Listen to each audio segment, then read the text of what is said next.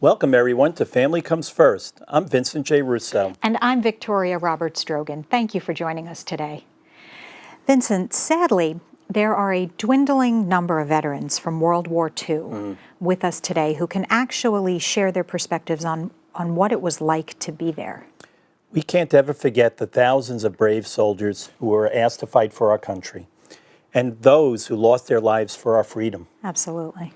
So it is truly our pleasure today to focus on World War II vets and to share the story of a very special man, one of our finest, from his point of view. Welcome to Family Comes First.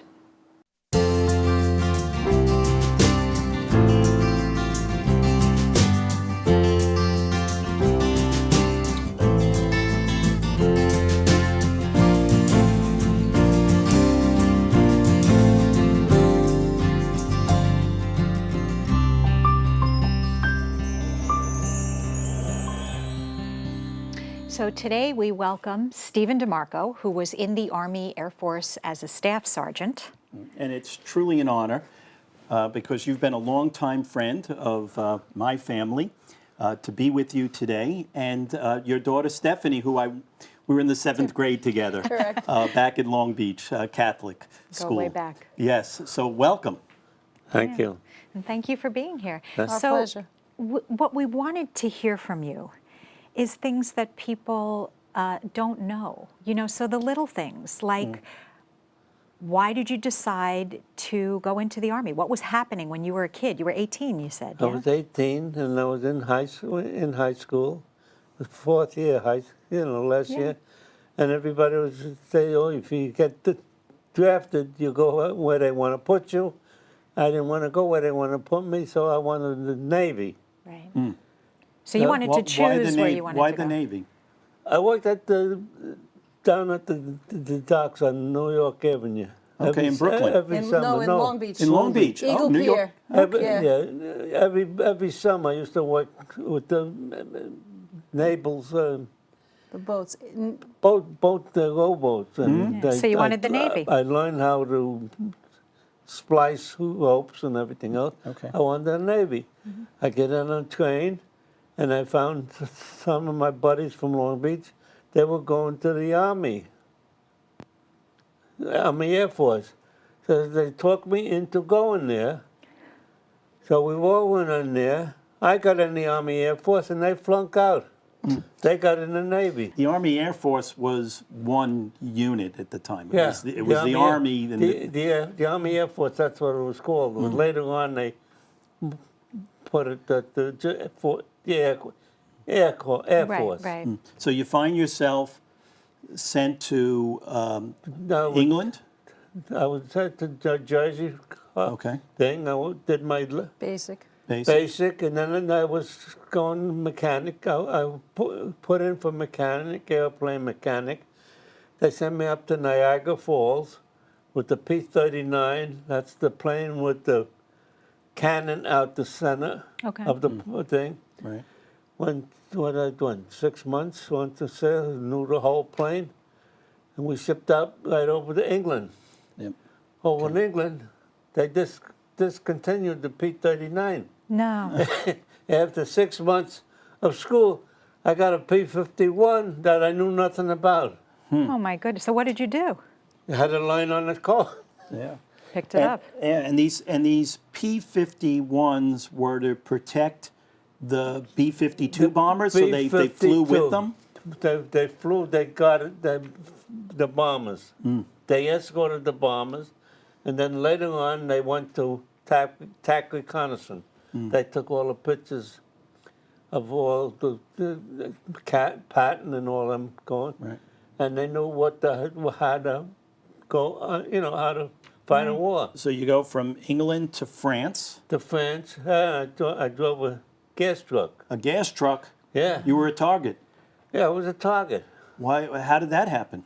Well, they had extra their gas tanks, and they needed somebody with a license. I had a license. I had a commercial license. So you drove. So I says, if I'm going to get hit, I won't know the difference. I said, and the guys have to march with their pack and everything, the whole thing. I meet him over after we go into France. There they are, they're dying with their packs. I says, put it on the truck. I I'll said, take it. I'll take it. and that's So you drove.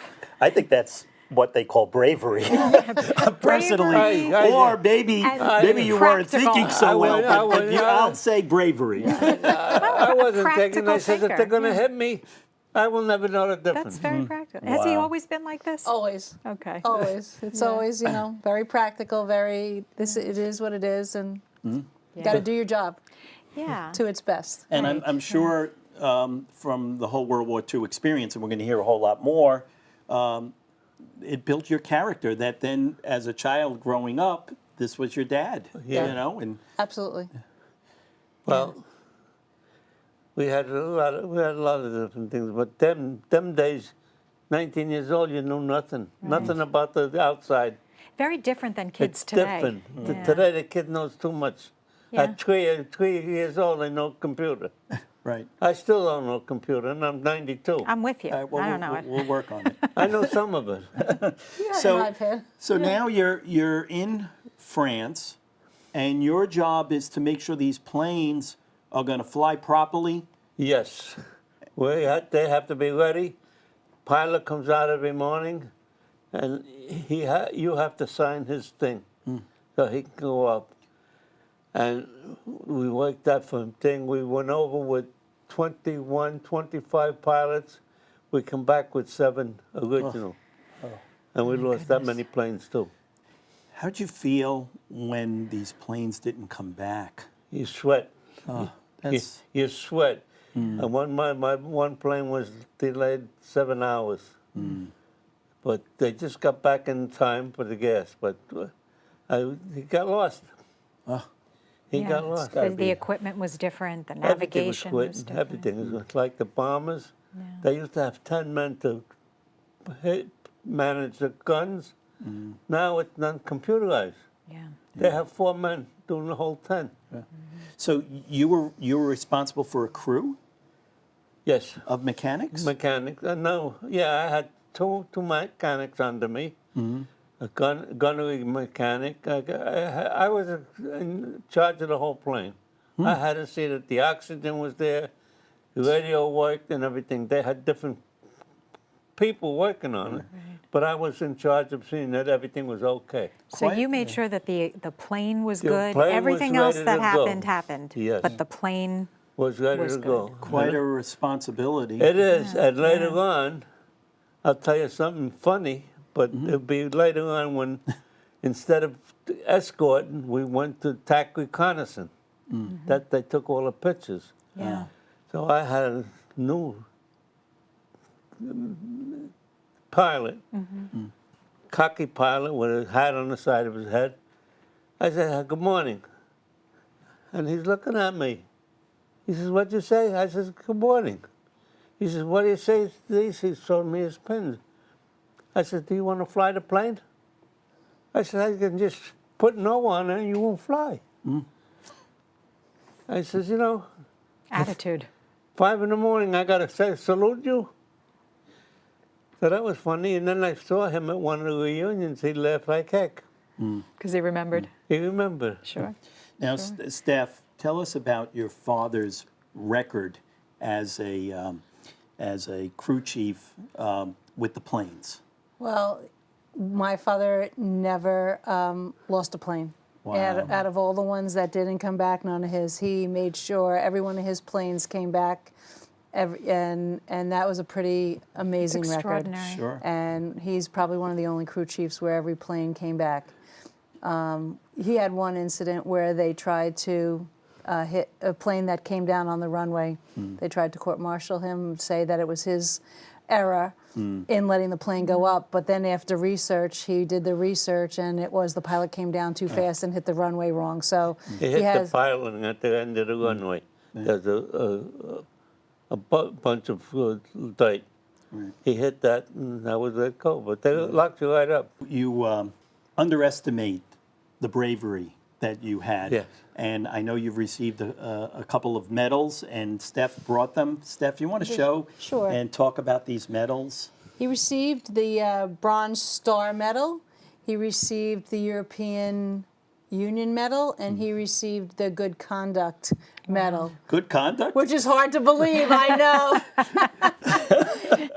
And then we have his original dog tags from when he went over. Yeah, and thank God you have your dog tags. Thank God Right, you came we back. know- with them. You Yep, came back. exactly. So many people didn't, Okay. unfortunately.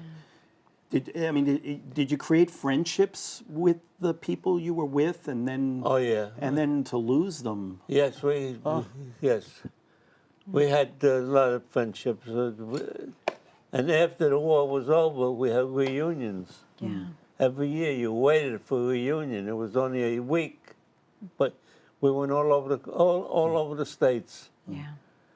To reconnect, because you shared the memories. Yeah. You were there together. We were there together. Yeah. And the funny part about the reunion was that when these guys all got together, pilots, crew chiefs, it was like they were there yesterday, not 20 years ago. And some of the wives listening to some of the stories they told were like, wait, we didn't know You this. never told yeah, us you that. never told us that when they were Right. talking about some of the families in Belgium and where they stayed for That's a where day we or stayed in two. Belgium. We had Right, nice Belgium, families. you had families. I want to go back on a story you shared with me, and I'd love for our viewers to hear the story of your dad sending you care packages. My dad was a butcher. Yeah, and you became a And, butcher. well, I didn't want to. But he did. But you did. But he said, help me out for a couple of weeks. Right. It lasted 50 years. So care packages, your Yeah, dad. care packages used to say, me, take a loaf of Italian bread, take the white stuff out, put pepperoni, salami, and everything, ship it over. And all us Italian fellas had a party. Right. That's a good care package.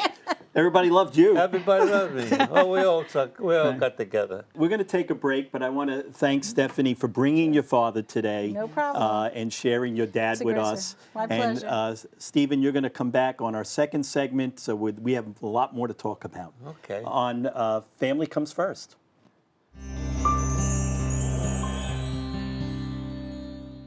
The Center for Special Needs Trust Administration was created over 15 years ago. The reason for the creation of the center was to help those individuals who needed help, to help those individuals who were on SSI, who were on Medicaid, who were on housing assistance, who were on food assistance. Previously, those individuals were left to fend for themselves. On one particular day, their life changed, and they had nowhere to go. What the center provides through its trust administration services is an outlet for them to live a better and more productive life.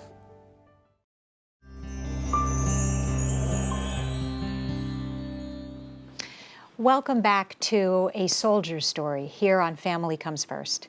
We have been speaking with Stephen DeMarco, a World War II vet, and joining us now with Stephen is Frank Buquicchio, Vincent's law partner at Vincent Russo. Welcome, Frank. Welcome. Thanks for having me. Welcome back. Yeah. So, Stephen, you've shared with us some of the experiences you've had. Some of them were horrifying and life-changing, I think.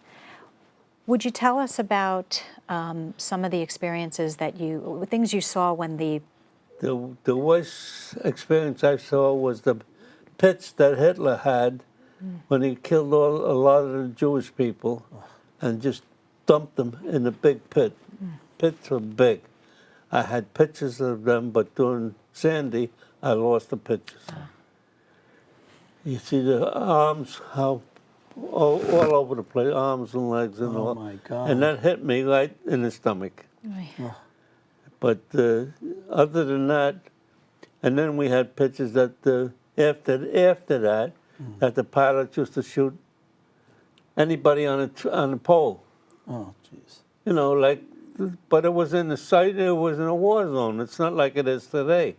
Today they shoot in the hospitals? hospitals and everything else because they use the hospitals as a Shields. shelter. Yeah. And being you grew up in Long Beach, New York, and have many friends at the time before you were as you went into the war. How did it make you feel as you related to your friends of Jewish belief? Well, it hurt me to see them do that to people. They're human beings. Right. They're human beings. They're in the war. The people just walking around, and you know, they were popped off. Well, that's why you were there. You know, that's Yeah. part of what you were fighting for. That was the worst thing, you know, worst thing that happened to us. Yeah. Terrible. But if anything else didn't bother me because I was young, Right. didn't know too much. Yeah. Right. Well, you got through it. If I would have known that, I would have been on disability from the Army. Right. Right. Right. Yeah. Right. I didn't know how to fill out the forms. Yeah. Right. And What that brings us to Frank, I think, Yes. because what happens when you come back? you know, how do we take care of our vets in today's society, and what benefits are available, Frank, especially for the World War II veterans? But today it's easier for them because they started about 6 months, about a year ago. They started giving them, but there was times when you have to wait 2 months to get an appointment. Yeah. Yeah. That's for services. I yeah. tried to get hearing aids. Now I was on we had 12 planes go flying every day, and from 5 in the morning till 7 till dark at night, my hearing aid was gone. When I went to put for hearing aids, they told me, "Did you go on sick call?" I said, "For what?" "For your hearing aids." I said, "I was 18, 19 years old." You should have said, "What? I can't hear you." Wait a minute. I had a hard time. I couldn't get it. Right. I couldn't get it. I had to go to the prisoner of war unit, and one of the guys I know was a friend of mine from Island Park. He got me the hearing Yeah, aids. yeah, Well, and that's I the think- whole. Right. I think yeah. that's one of the issues with any government program, benefits program, is that the red tape, The for lack red of a better tape. term. Right. There are a Terrible. lot of rules and regulations. Right. And if you don't navigate those properly, I mean- you're going to run into walls, and things take time, unfortunately. Right. It takes time. Too much time. But now they're getting a little lenient because I went for eyeglasses now again because I used to buy, and they were very nice. And you know, they said they can't give you the same eyeglasses as I got because I got ones that shade different shades. They says, "I'll give you eyeglasses." I said, "No, I'll keep my eyeglasses." And they checked me out, and it was checked all right, but it wasn't that bad. I didn't have to wait You nothing. didn't have Yeah, to but wait. it's come to light this Yeah. past It's year come in to light the particular, past and year. hopefully there'll be positive change. I hope so. Frank, this program, Aid in Attendance, can you talk about how that helps veterans? Sure. The Aid in Attendance program is a form of veterans pension. It's similar to the disability program in the civilian world, and it's for veterans, World War II and otherwise, who need help with health care. And that could be at home, it could be in an assisted living facility, because we all know that those costs are very expensive. And it's very difficult to pay for care out of your own pocket. So the Aid in Attendance program was meant to help veterans who need help with health care to pay for that care. Now, I know there are going to be some changes, and it's Yes. not a positive story. Yes. Can you share? Yes, yeah. There are regulations that are going to be changing likely soon. Right. And unfortunately, they're going to make the program more restrictive. I think that's partly because I think the program was lesser known a few years ago, and kind of a Pandora's box effect, that now that it's more well publicized, You got too many. the VA wants to restrict it. Right. So some rules are going to change that are unfortunately going to make eligibility rules more restrictive, which of course means it's going to make it harder for veterans like Mr. DeMarco Right. to get the help that they deserve. Yeah. So, and you're hearing Stephen say that Yeah. these are the challenges, Right. and veterans need to really get out there and seek the services that they're entitled to. Because Right. you put your Yes. life Right. on the line, and so many other So that we can be soldiers sitting here. have. If you go to Northport and you see them them veterans are waiting to take, you know, to get waited on. Just to it's- get care, It's pitiful. Terrible. Thank God I'm able, and I got a son, I got a daughter that'll take me out there Right. and everything else. But otherwise, you whistle. Yeah, it's hard. Very hard. You've stayed connected to the veterans in Yes. a lot of different ways. The American Legion, I'm a member of the VFW, okay. and also very much in the American Legion. I'm I'm a member there for 29 years. I couldn't do that during my working time because Sure. I work for my father. And Right. I can't do this. I can't go out this night. I can't go out that night. So after he was gone and he gave me the business, he gave me the business. Right. And I You've got your sense of humor. You. I went to the American Legion and I ran a dinner dance. They had a dinner dance once a year. Yeah. I was a commander. Right. And we ran 20 years. We have a brick for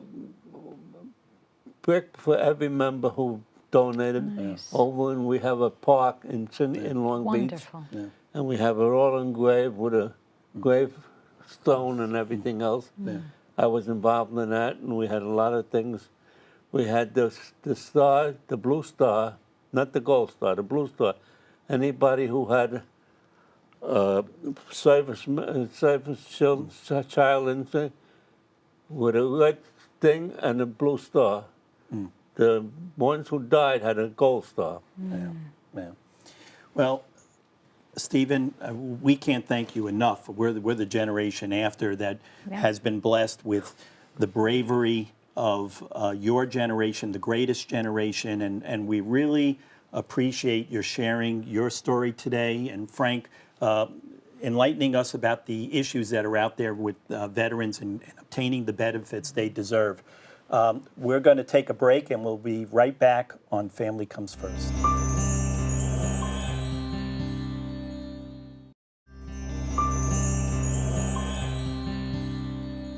It's so important, Vincent, to hear from our vets and to capture. This is a disappearing perspective. Sure you know, is. and they live through it. They have these memories. It was an incredible opportunity to speak to Stephen. Sure, and absolutely. What I was struck by was his bravery. I mean, without thinking at all, it was, I need to do this. Yeah, I'm going to go do it. I can do it, so I will do it. And total disregard to risking his life. Yeah.